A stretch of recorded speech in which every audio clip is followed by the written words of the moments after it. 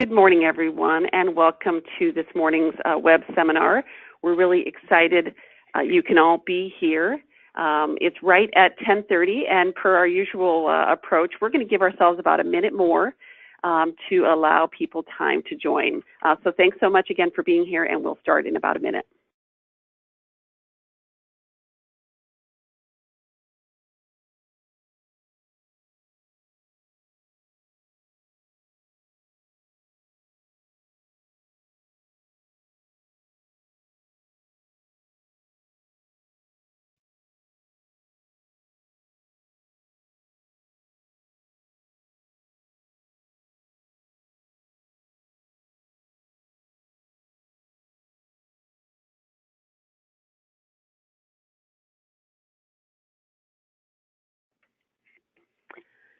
Good morning, everyone, and welcome to today's web seminar on Assembly Bill 995, an effort to reduce homelessness among California's former foster youth.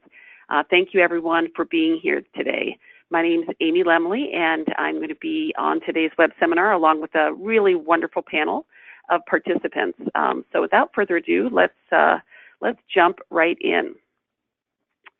We're going to start with introductions, and then we're going to talk about homelessness among former foster youth. What is it really looking like in 2019? From there, we'll turn our attention to the state's only housing program for former foster youth, that's THP Plus, and then we'll go into depth on each of the three provisions of Assembly Bill 995 and the companion budget proposal. We'll round out the presentation with hearing about how you can become engaged in this effort. And then we'll answer as many of your questions as possible. We know that's always an interesting part of the conversation.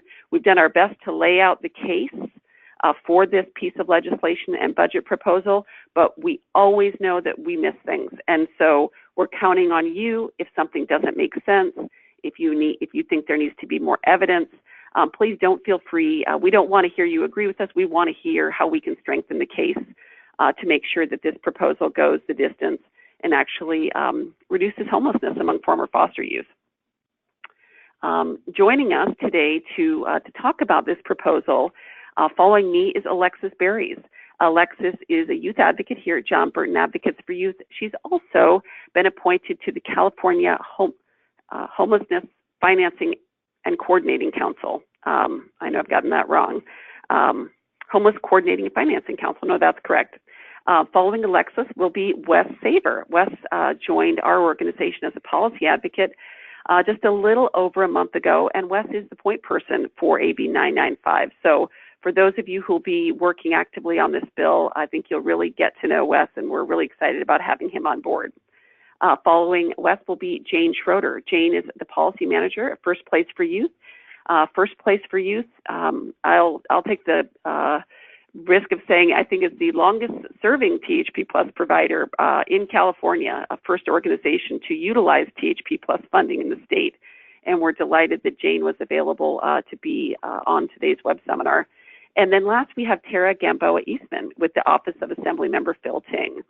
So let's start first by looking at the state of the world in terms of older youth in care and former foster youth. The good news is California has made a lot of important progress in the needs of older youth. And what you have here is a summary of the findings from the Cal Youth Study at age 21. While we know there's much progress to make, the evidence from the Cal Youth Study shows that each year of additional extended foster care is improving certain outcomes, and it's decreasing the odds of certain negative outcomes.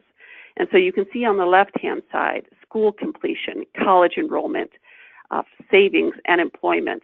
These are all significantly increased for each year a young person can remain in extended foster care, while at the same time really decreasing the odds of those negative outcomes: homelessness and couch surfing, being arrested, being convicted, economic hardship, and becoming pregnant. And so if we're wondering, is extended foster care working by and large? The science says yes. However, there's always room for improvement. And one very clear area where we need to improve, where really no failure is acceptable, is the area of homelessness. And so this is an area that really remains very serious for youth in care and youth out of care. And so on this slide, you see three different, kind of measurements. Young people who are in care, 1 in 7 experience an episode of homelessness. And what really has to be emphasized here, these are current dependents. So this is a really serious issue. It becomes even more prevalent between 19 and 21. And then the population that we're going to talk about the most today is those young people who are former foster youth. They either remained in care until 21, or many leave sometime between 18 and 21. And so this is young people who are entering THP Plus. Over 1 in 3, almost 40%, have at least an episode prior to entering. And so, this shouldn't be too much of a surprise. Our state as a whole is struggling with homelessness. And so when we look at the most vulnerable, it shouldn't be a surprise that this is the case and that it's more pronounced among this very vulnerable group. And so I'm going to open it up from here and really invite Alexis Berries to join the conversation. Alexis, as I said, is a youth advocate at John Burton Advocates for Youth. She's a former foster youth, and we're delighted that she was appointed to the California Homelessness Coordinating and Financing Council. And that's really the entity that's taking the lead in developing a strategy to address homelessness. And so Alexis's participation in that can really ensure that youth voice is part of that conversation, and that the experience of foster youth, current and former foster youth, is also represented.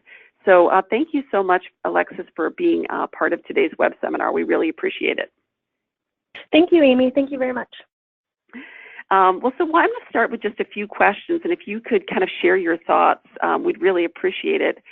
So the first is, California extended foster care to 21, and we see there have been some really positive benefits. But I think some people need a little bit of help understanding if the program's doing well, why would a young person need help after that? And why are you involved in this effort to maintain investment for housing for former foster youth? What would you like to share with the group on that point? Yeah, of course. So that's a really good question.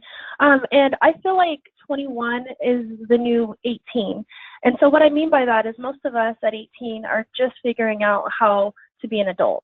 By 21, a lot of us are just getting our first jobs, which oftentimes is minimum wage. And we all know with minimum wage, a lot of the times you're not able to find stable housing, which in turn leaves us homeless and kind of just in survival mode. So a lot of us just need help with housing, college retention, mentorship, and just overall day-to-day resources. Thank you.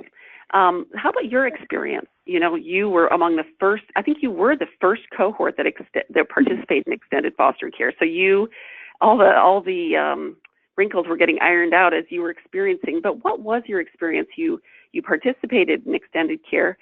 When you reached 21, did you need help? What challenges did you face? Yeah, so I did. I was part of the first cohort to go into extended foster care, and I was kind of like the guinea pig version of that. I completed my SELP program, but afterwards I found myself still in need of a lot of support services. I had not finished college, and without my monthly foster care stipend, that I received from extended foster care, I couldn't really afford to rent a home.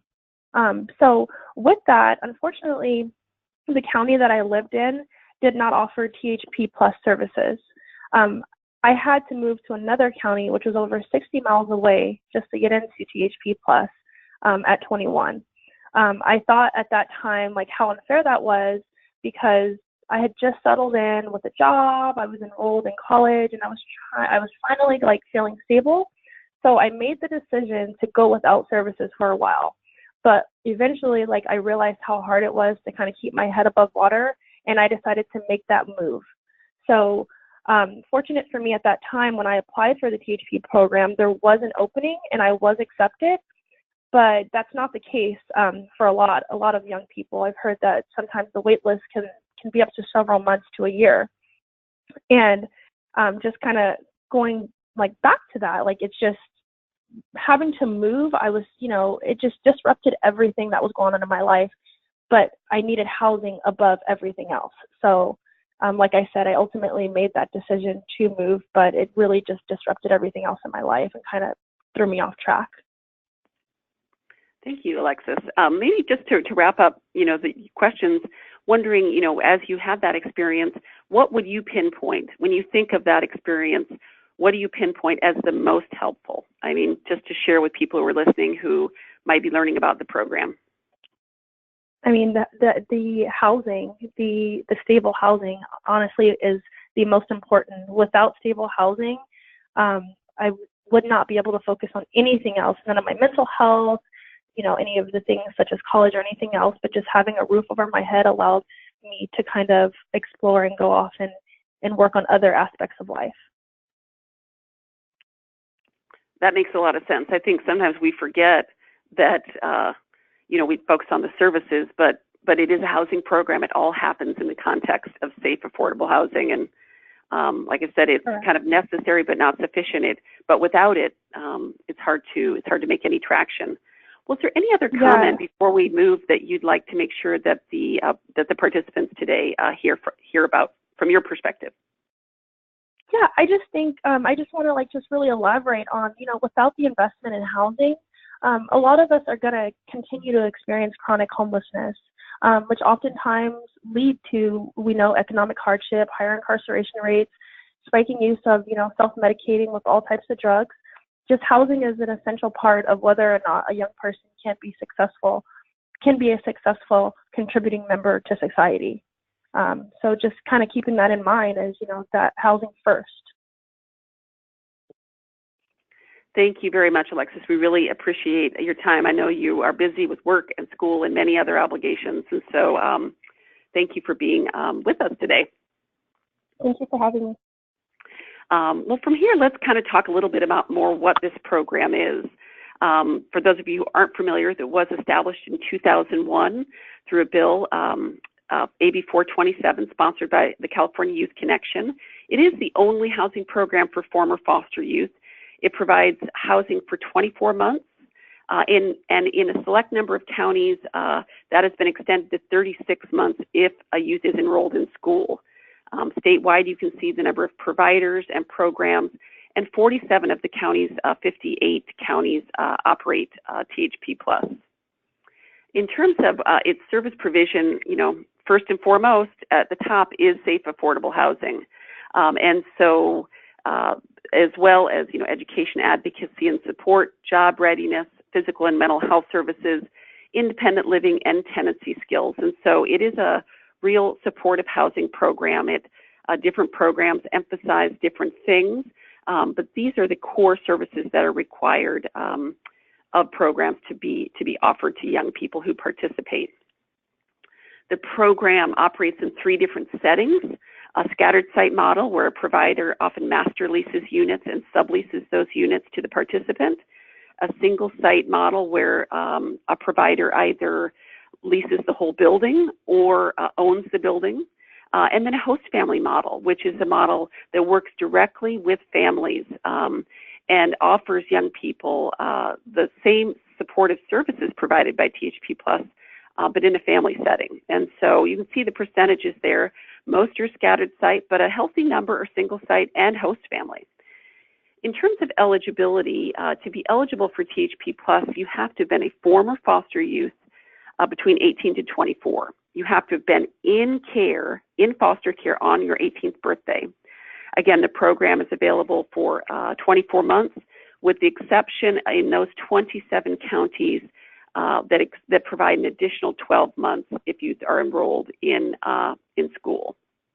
And for a list of the 27 counties, you can follow that address.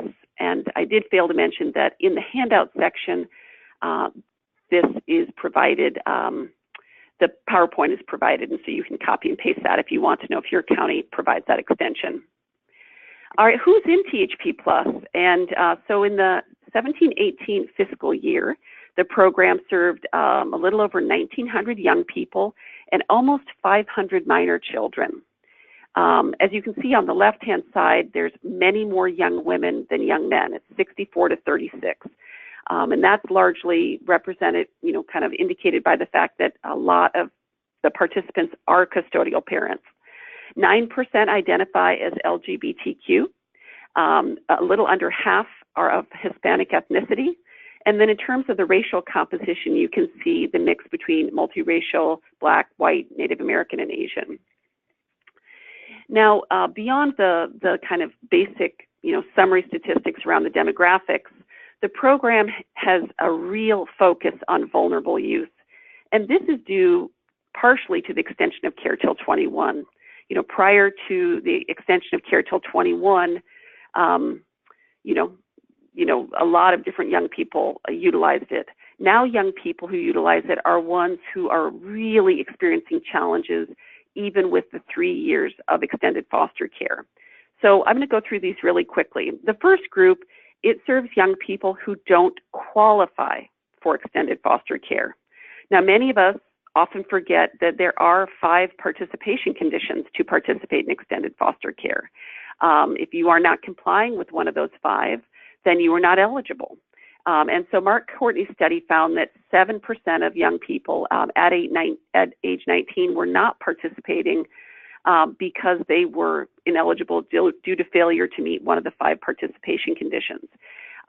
THP Plus is there for these young people, and we've heard from programs that the goal when these young people surface is to help them re-qualify, to say, okay, we're here to catch you, we're here to provide some redundancy, but if you can participate, then that is the system of care that's available to you. Second is custodial parents. You saw from the previous slide that 64% of the participants are young women, and 40% of those are custodial parents. And so this really has evolved into a program for young families. Next, we have individuals with disabilities. And so 1 in 5 young people have a behavioral health or health disability that they are receiving services for upon exit from the program. And then finally, a small but consistent percentage of young people participated in the juvenile probation system. And so, this is the kind of slice of the need profile of who is participating in THP Plus. Next, let's look at how it's funded. It does have an annual budget of $34.9 million. And like all child welfare programs, the program was realigned as part of 2011 realignment.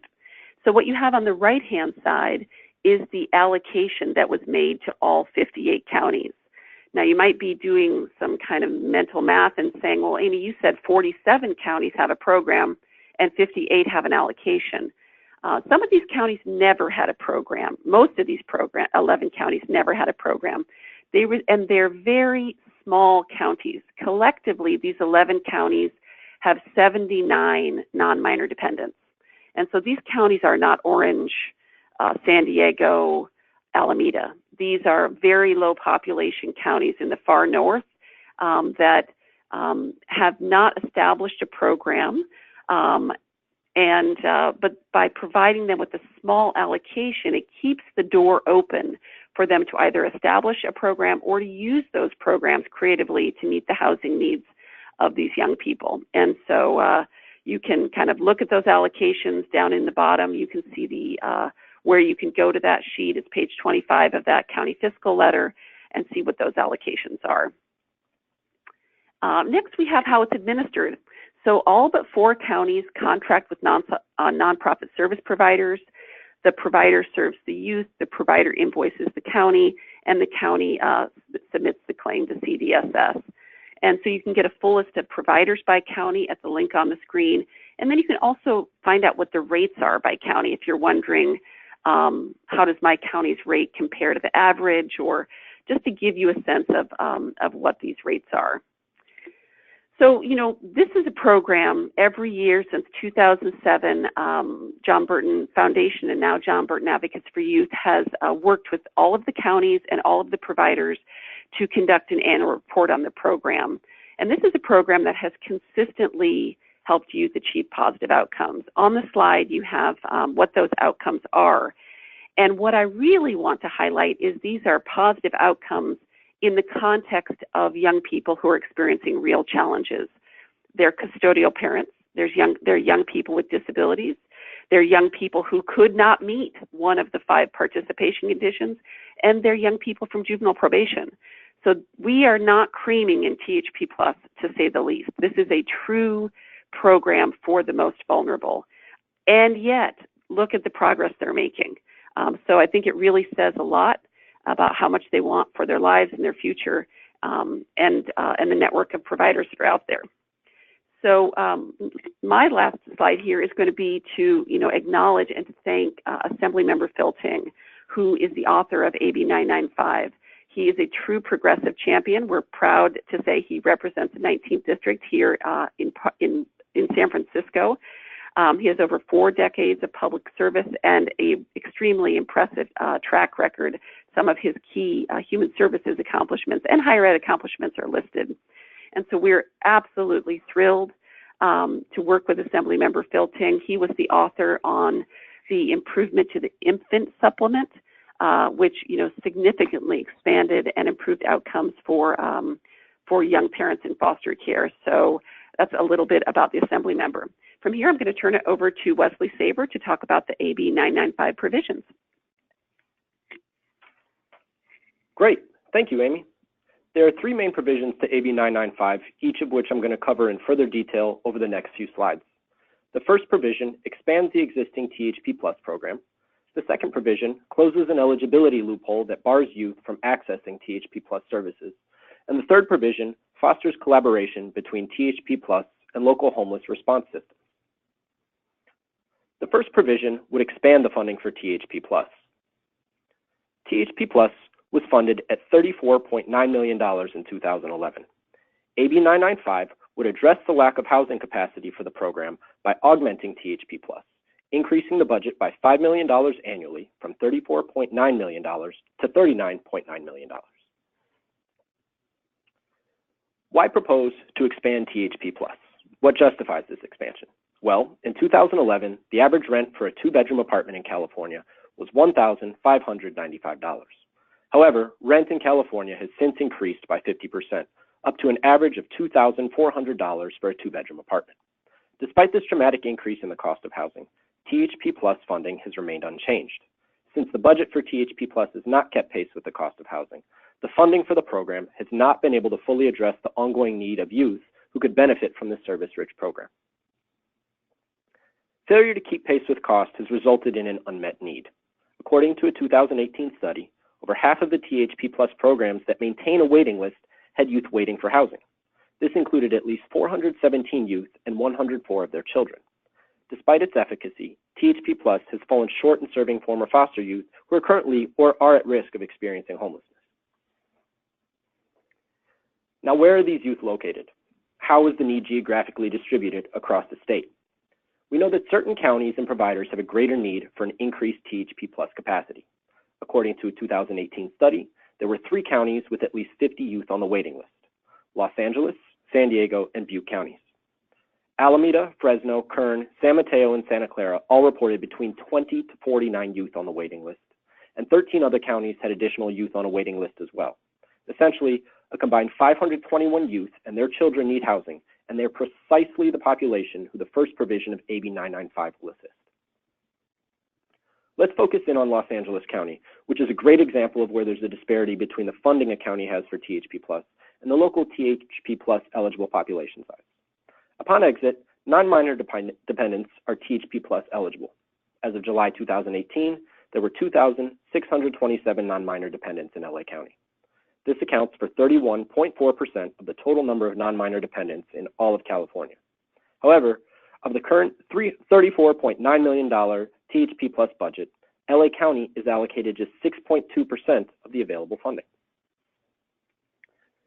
Now that we've covered expanding THP Plus, let's discuss the second provision of AB 995. Currently, only youth who are in foster care on their 18th birthday are eligible to participate in THP Plus.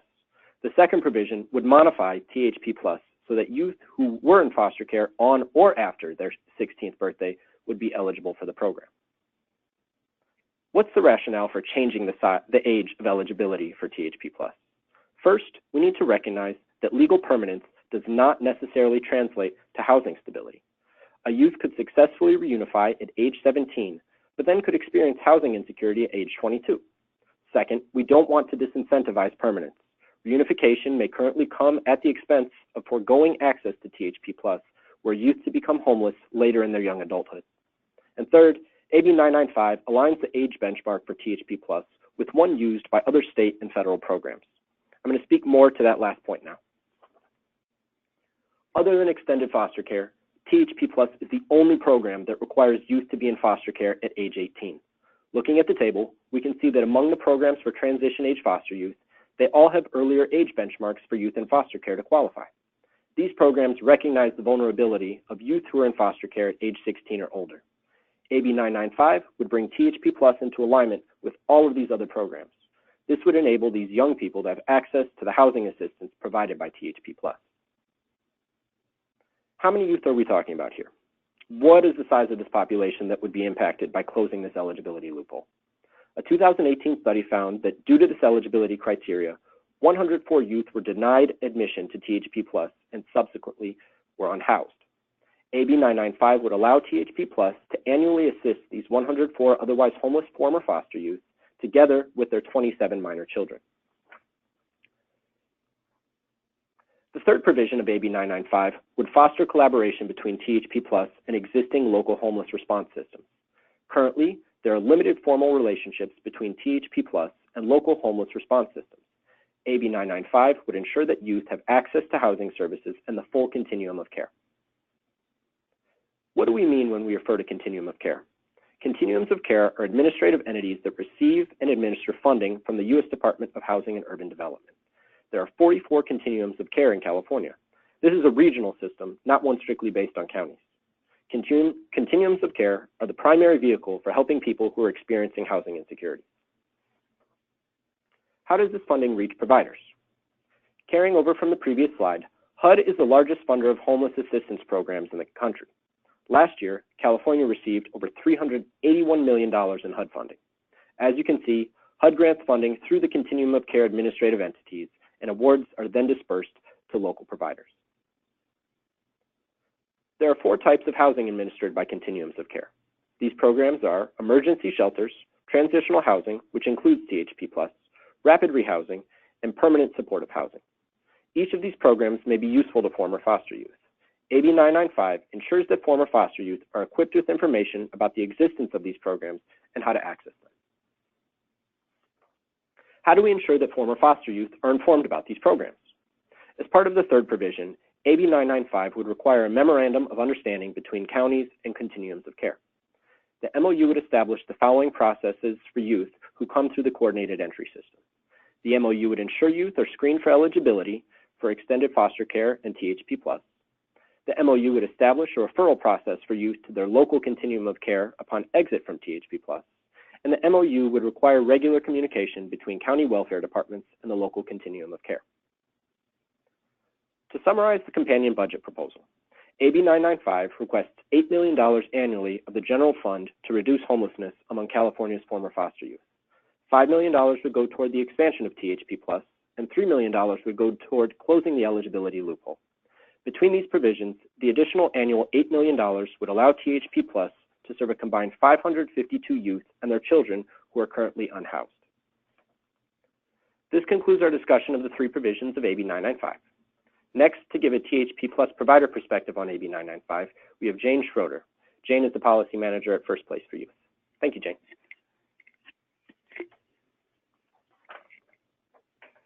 Jane, thanks so much for being on today's seminar. We really appreciate it. I think you may be muted. I'm happy to be here. Okay, great. Oh, I'm here. Wonderful. Why don't we start about telling us about the ways that young people find first place, and how do they come to participate in your THP Plus program? Is it more typical for youth to come to you directly from homelessness or from another housing program? What's the pathway for young people to reach first place? Your first place is THP Plus program. Yeah, so this is a really great question, and I think it was touched on a bit earlier. And by the way, I'm battling a bit of a cold, so apologies if I have to stop and cough. But you know, before we had extended foster care, there only was THP Plus, and so really, in the earlier years of the program, all of the young people who were coming into THP Plus, they'd already formally left the foster care system. For the most part, they'd been living on their own for some amount of time, possibly experiencing homelessness or housing instability, and really needing those services for independence. Whereas now, you know, because we have extended foster care and because it has been really popular and you know, majority of young people who are eligible do choose to take advantage of extended foster care, that situation isn't as prevalent, but there definitely still are young people who have disconnected with the foster care system. You know, maybe they've opted out to try independence. Maybe they lost AB 12 eligibility at some point and were actually forced to leave the program, and then, you know, now they're struggling with homelessness and independent living or housing stability, and they need those supports and services. But definitely the more common situation now is that youth are coming into the THP Plus program directly from another extended foster care placement. So either a SILP placement or a THPP NMD program. And, you know, we see this as really, really critical because as a provider, this is what allows us to prolong the runway so that we can really work with youth to achieve lasting outcomes.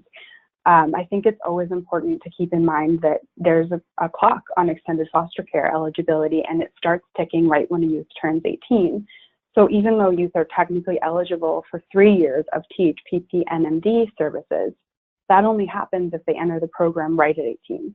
And that's usually not the case. Often youth will first be in a SILP, and that SILP doesn't really work out for them, and they're struggling. And then they find, you know, maybe they hear about this program either from their social worker or from a friend, a peer, or the community, and they reach out to see if they're eligible for, and this is again for THPP NMD, but maybe at that point they're 20 years old and they only have, or 20 even older, and they really don't have that much more time left of their extended foster care eligibility. So having THP Plus to tack on to that is what allows us to spend enough time with young people that we can, you know, make and sustain gains in independent living skills and education and employment, because, you know, like we heard earlier, you know, most young people aren't ready to leave the program at 21, and they still need more support. And I think when we talk about really reducing exits to homelessness and making sure that the program is achieving lasting housing stability, it's definitely part of the equation to have THP Plus there to prolong that runway. Thank you, Jane. So I know First Place, you guys operate in a lot of counties, including Los Angeles, which, as we saw from that big circle, is one of the counties that has over 50, or that had over 50 young people on a waiting list. And so in these counties that are really impacted, what has been First Place's experience meeting the need? How do you manage it when, you know, there is not enough capacity to serve the young people who present themselves? Yeah, I mean, it's really tough, and I can't say there's exactly an answer to that. I mean, the situation, like you mentioned, in Los Angeles is so dire right now. And just to give sort of an illustration of what that's like from, you know, in terms of numbers for one provider. So right now in LA, First Place has around 81 youth in our THPSC foster care program. And of those young people, about 44 are going to turn 21 this year, meaning they'll age out of that program. And like I was just talking about, you know, most of those young people aren't going to be ready yet to just be completely independent and be exited. What we want to do as a provider is be able to provide more time to really work on those skills and get them ready. But in LA, we as a provider only have 14 THP Plus beds. And of those 14, only 2 are supposed to open up in the next year. So that's 2 beds for 44 youth aging out of an extended foster care program, THPP NMD.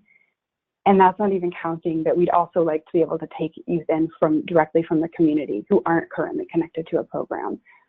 So that's a really gaping need. And, you know, we're just one provider, but we have somewhere around 50% of the beds in LA. So it's pretty safe to say that that's a system-wide problem. But just, you know, not to underestimate that, you know, LA is probably where the need is the most dire, but we are facing these problems in other counties.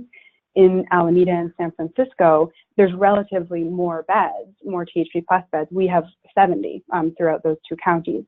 But you still have to realize that there's the same issue where there's 70 beds, yes, but only 22 are supposed to open up this year, and we have 23 youth that will be aging out of THPP NMD.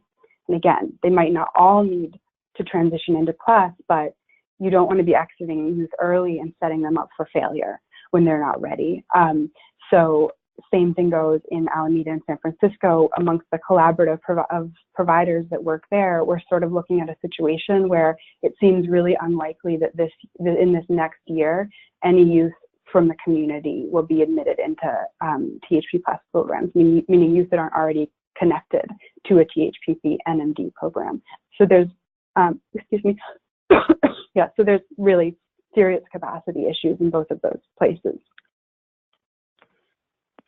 So a person may think, and so, all right, it sounds like THP Plus is not available. What other publicly funded programs are available? Can they go to that continuum of care and participate in those programs? I mean, how dire is it for them? Is this really the only housing program for them, or what else is available, just to let people kind of get a sense of that? Yeah, and again, I'm really sorry for this cough. It's tough because honestly, no. I mean, there's no other alternative program that's specifically designed for this population in the way that THP Plus is.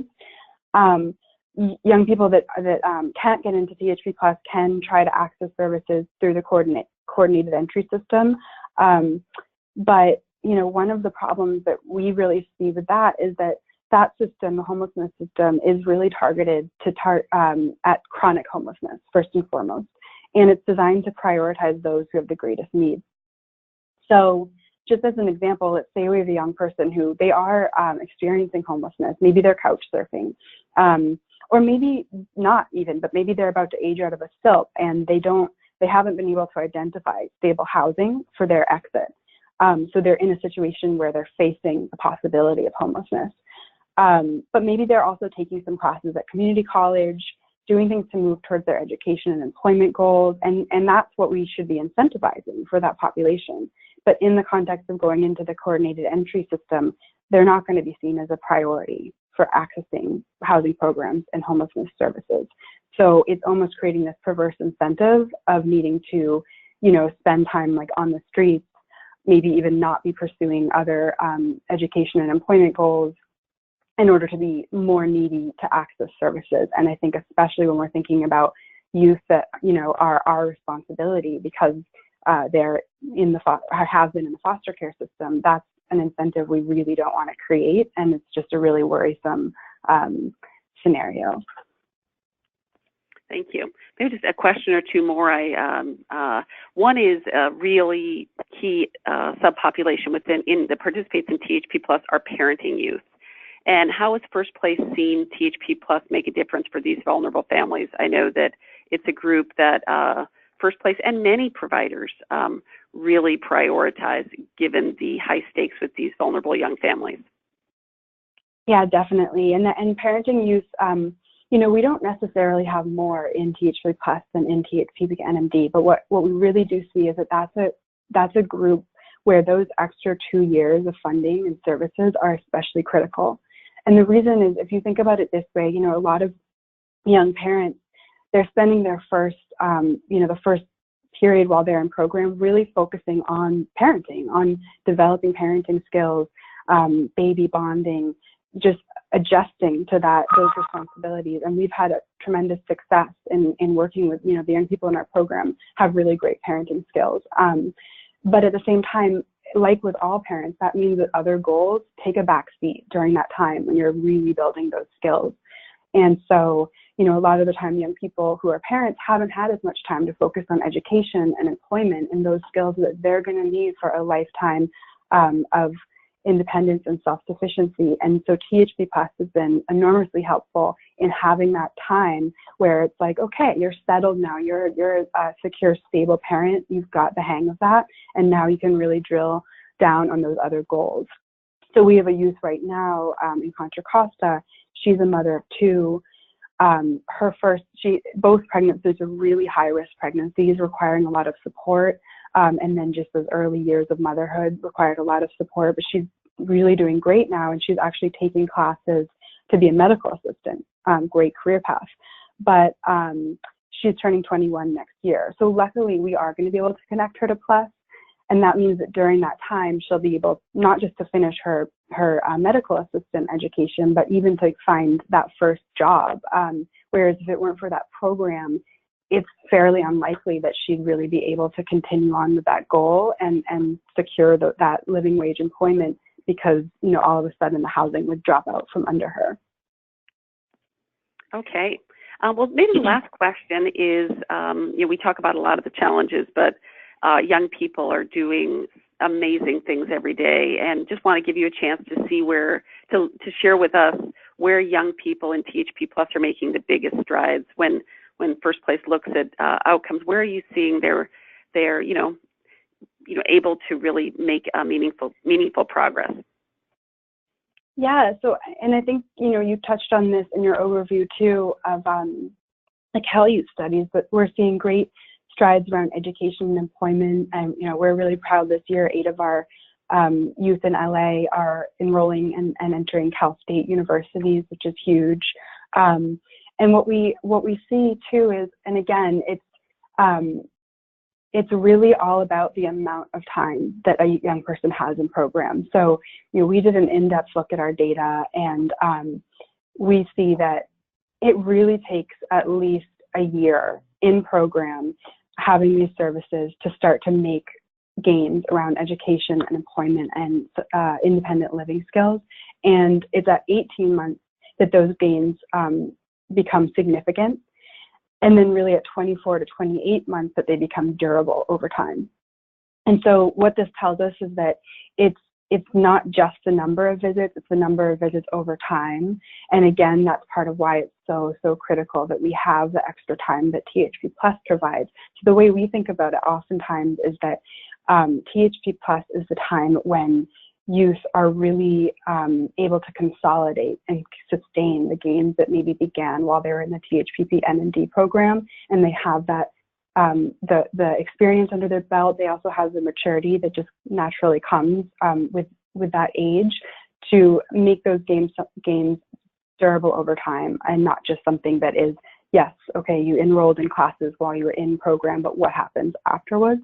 And I think in that way it helps us really achieve the goal of extended foster care in general, right, which is to make sure that youth are achieving long-lasting independence and self-sufficiency. Well, thank you very much, Jane. I really, bring to life, we're talking about facts and figures. They're important, but also how it comes together on a provider level and on a youth level. And just really appreciate you taking the time, particularly given that you're not feeling very well today. From here, I'm going to turn it over to Tara Gamboa Eastman. Thank you, Tara, for being on today's web seminar. Thanks so much for having me. I'm just confirming. Can everyone hear me? We can.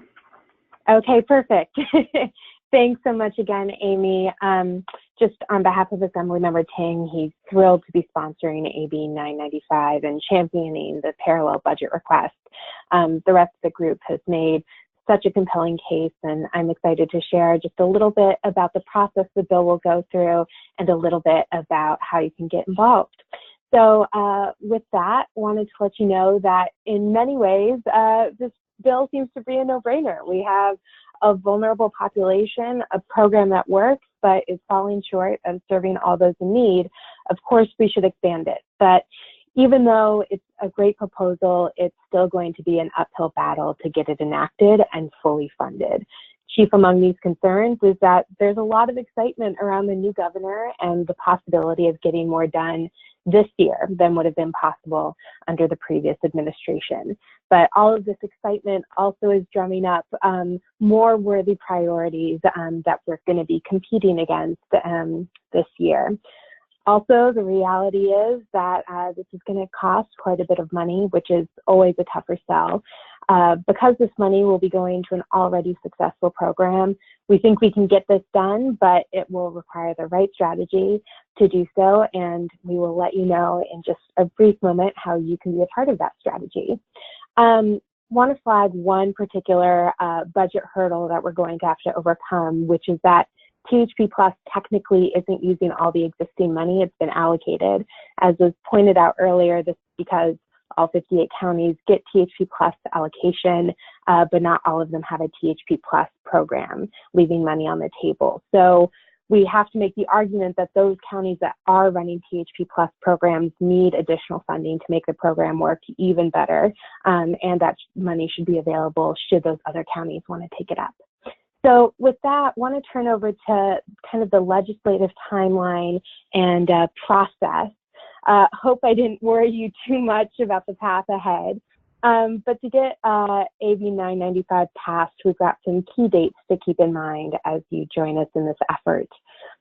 Over the next couple of months, AB 995 will be heard in two committees, the Assembly Human Services Committee and Assembly Appropriations. If we manage to make it through those two committees, it will go up for a vote by the entire Assembly, which has to be done by the end of May. If we make it through that, we go through the same process in the Senate. AB 995 will be heard in Senate Human Services and Senate Appropriations. And then again, if it's passed in both committees, it'll go for the whole Senate, to the whole Senate for a vote, which has to happen by mid-September. If it passes the Senate, then it'll go to the governor, but we're not quite home free yet. The governor will have a month to either sign or veto the bill. Fingers crossed, and with a little bit of elbow grease, Governor Newsom will sign the bill by mid-October, and the law will go into effect in the new year. So now, having laid out kind of what this looks like, wanted to highlight a few ways that all of you can be part of the process. First and foremost, letters are a great way that you can send in support. One is a support letter regarding the bill itself, AB 995. John Burton Advocates has a wonderful template that you can download, so all you have to do is make a few small changes to customize the letter for your organization. You can also add your organization's name to the budget support letter. Again, the link is posted here. You can do some in-person advocacy. You can share your support by attending and testifying at committee hearings in Sacramento. You can also meet with legislators in your district. It's always more powerful when legislators can hear from people in their district about why an issue matters to them. Also, you can encourage foster youth to get involved. I think everyone on this webinar probably shares the perspective that those who will be impacted by a policy should have a voice in making the policy, and we certainly want to make sure that this is the case with AB 995. And finally, keep in touch after today. Thank you for joining us early on. We're going to need your continued support through the spring and summer as the proposal works their way through the legislative process and as things continue to pick up. So thank you again to all of you for turning in, to John Burton Advocates for making this possible. And with that, I will turn it back over. Thank you, Tara, very much. And we will also, several people have asked if this is being recorded. It is. We'll post it on our website and send everyone the link along with these hyperlinks that you see on the screen. So we'll just take the remaining time to answer a few quick questions. If you have one, you can shoot it on in, or as you can see from the screen, you can contact Wesley. You can always contact me as well. Or if you have ideas, I mean, forget about questions. I mean, if you want to write an op-ed, if you want to make sure young people in your program come to the Capitol and do ledge visits or do district visits, if you feel fire in the belly about making THP Plus more accessible, we want to work with you, and we will find some way to do it that's going to accommodate your needs. And so a lot of you, many moons ago, you're the organizations that got this from a non-existent program to its current size, and we want to draw on that same passion to keep it alive and to keep it sustainable. I mean, those of us who participated in the creation of extended foster care, the goal was never one or the other. It was for them to work together. Just as young people from intact families don't have one way, there's redundancy. Young people get to try things, and we get to offer them multiple opportunities for success. Okay, so a few questions. One is, I think I'll hand it over to you, Jane. I think this will be, there's someone who's asking, Jane was saying THP NMD, and I think she wants a clarification about that name, when it changed from THP Plus FC to THP NMD. Can you just say a few words about that? Yeah, no problem. And I'm sorry, I was debating whether to just call it THP FC or use the new name because it's confusing. So the Transitional Housing Program plus Foster Care is what it always has been called up until SB 612, which went into effect about a year ago now. So it's now called the THPP, or the Transitional Housing Placement Program for Non-Minor Dependents. And that was meant to sort of clarify the difference between that program and the Transitional Housing Placement Program for minors. But it does get confusing because there's sort of two names for it now. So I hope that was clear enough. Very clear, thank you. Next question I will answer is a question about, will youth lose THP Plus eligibility if they move from one county to another? I think the general answer to that is, certain counties serve out-of-county youth, and other counties prioritize young people from their counties. And so actually in our newsletter, we do a weekly newsletter, and our MSW intern, updated the status of that for all of the counties that operationalize THP Plus. And so in our follow-up materials, you can look at that. You can see kind of what your county does, if your county has a program or not, and if you're a resident in a county, whether that county serves out-of-county young people. So here's a good question. It's from someone who's a foster youth liaison and wanting to know how to refer a young person to THP Plus. How does it work for First Place, Jane? Well, sorry, I wasn't sure if I was on mute. So you can actually just, we get referrals both from directly from young people, from county social workers, and from other organizations. But a young person can just call and what we do at First Place is have an intake specialist for at least one per county that understands the particulars of that county and that conducts interviews. But you can just call up and ask to speak to the intake specialist and begin the process. So it is that simple, and just knowing, that we're out here and always taking any calls from young people we're going to answer. Thank you. And one of the slides has a current list of providers by county, and the person listed is intended to be the intake person. So make sure you have that list. A really good question came up is, how will the funds be allocated by counties? So thank you for asking that. We should have covered that. AB 995 does require any budget augmentation to be allocated based on need, unmet need. And so the counties that are underfunded, for lack of a better term, would be prioritized, and that allocation would happen in consultation, it'd be conducted by the California Department of Social Services that does that, but in consultation with the County Welfare Directors Association, advocates, former foster youth, the California Youth Connection, making sure that it's a process that that where the funds reach those areas most in need. So that's a really good question. And also there's a great comment that says, for youth or providers that are interested in learning more about First Place, you can also visit First Place's website. So thank you, Katie, for sharing that idea. Here's a question also for you, Jane. Young people who are transitioning, who are regional center clients, do you serve them in THP Plus?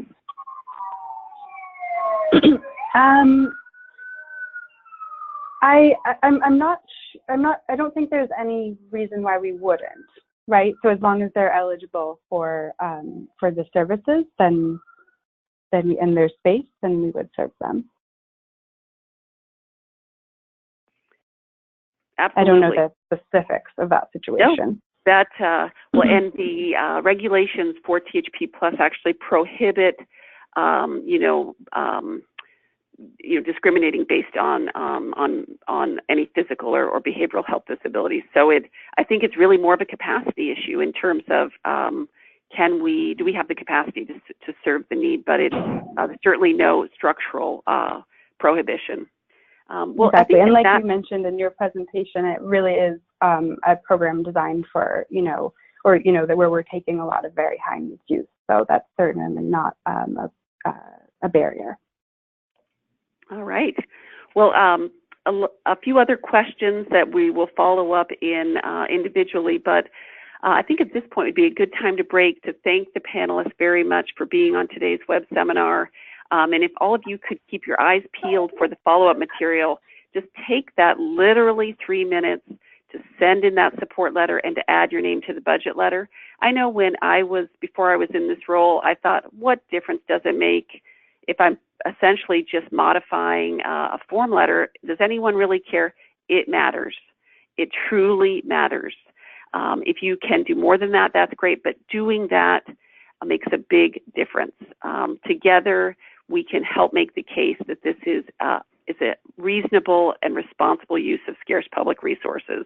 And that's what our legislators are trying to figure out. It's like, what should we do?